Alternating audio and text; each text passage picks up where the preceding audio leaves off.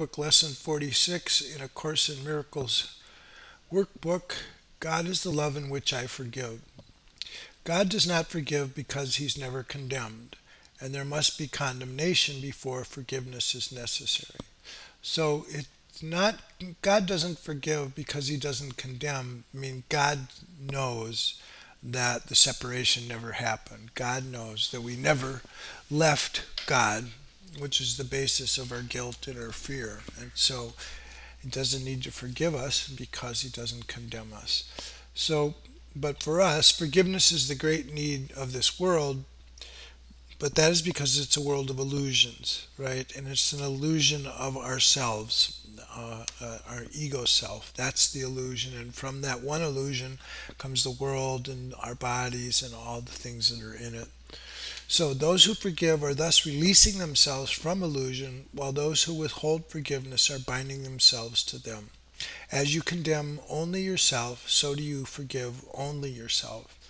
So we have to include others, even though, as part of the point of this lesson, that our forgiveness begins with others, because that puts us in a position to forgive ourselves. Because forgiveness, by its nature, is all-inclusive. It can't just include one person or just us. It has to include everybody. So for it to be genuine forgiveness, then it has to apply to everyone. So we start the practice with forgiving those others in our lives, and then we can forgive ourselves.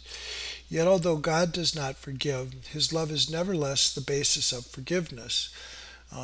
So we're forgiving an illusion, right? That's the whole key. We're not forgiving something that's real. We're forgiving this illusion of separation, this illusion of a self that was made up.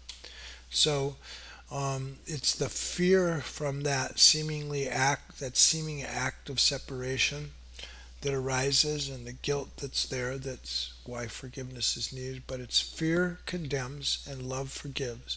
Forgiveness thus undoes what fear has produced, returning the mind to the awareness of God. For this reason, forgiveness can truly be called salvation, or the root word of there is safety. So it's forgiveness that keeps us safe, because it keeps our mind safe from believing these false ideas, keeps our mind safe from believing in illusions. And it's the means by which illusions disappear. So here's the practice instructions. Today's exercises require at least 3 full 5-minute practice periods, which I think means you could do more than 3. But they need to be 5 minutes long, and as many shorter ones as possible. This is the frequent reminders throughout the day. And so we begin the longer practice periods by repeating today's idea to ourselves as usual, and then we close our eyes as we do so, and then we spend a minute or two in searching our minds for those we have not forgiven. It doesn't matter how much you have not forgiven them, you have forgiven them entirely or not at all. So this is one of these concepts of either or. You can't be a little bit pregnant. You're either pregnant or not. There's a lot of concepts like this. So forgiveness isn't in degrees. It's we've either forgiven or we haven't. So that doesn't deny that there's maybe a process of our willingness to completely forgive, but forgiveness itself it's an either or proposition. Either we forgive or we don't. So if you're doing the exercise well, you should have no difficulty in finding a number of people you have not forgiven. It's a safe rule that anyone you do not like is a suitable subject. So these are going to pop up in our minds because there's lots of people we haven't forgiven, and one class of that subject is someone that we don't like. That's a real safe rule that's someone we need to forgive. So of those categories, those are the ones that we choose to practice our forgiveness with. So mention each one by name and say, God is the love in which I forgive you, and then mention the name, whoever that is. That makes it concrete. That moves it from the abstract. It makes it very real in our minds of what we're doing by using that name. Because that's a concrete image there of them by their name.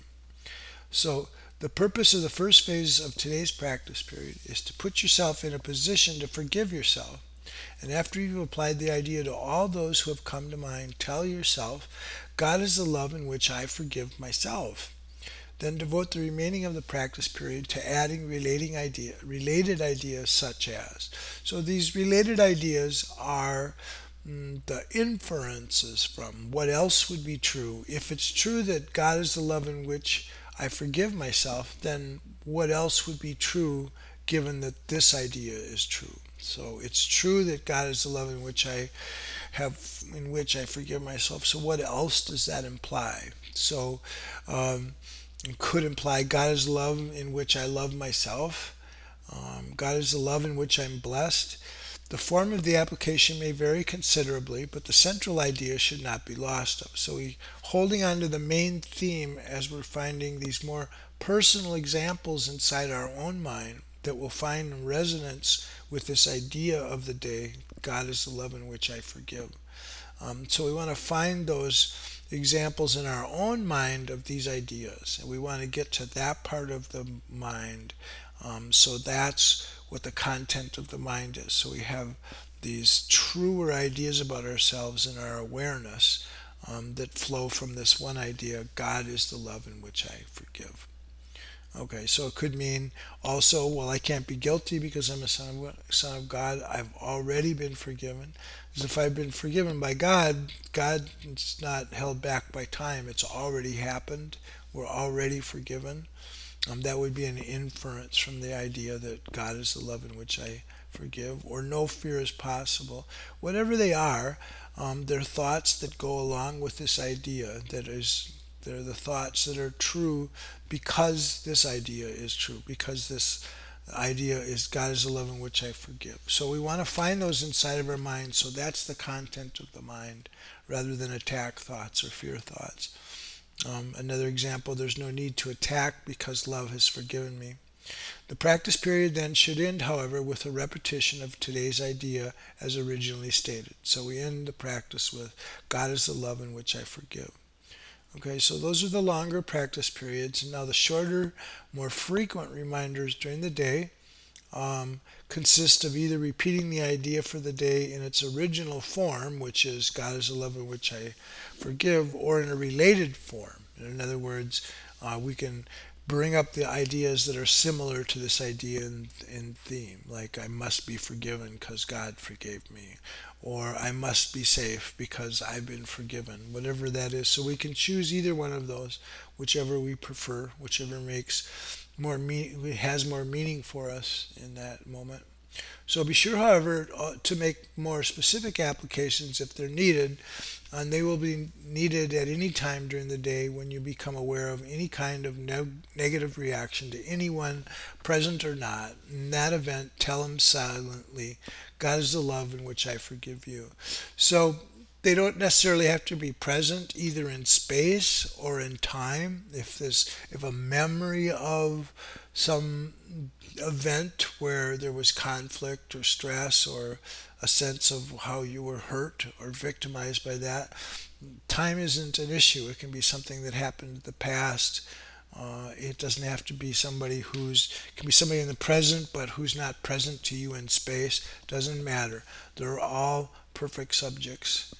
You might remember something that happened a few days ago with someone during the day, and they're not there, but it comes up. So that's the time during the day. If those memories arise, you want to practice then. And then we take that individual and apply this idea, God is the love in which I forgive you. Okay, that's it for today. Thank you.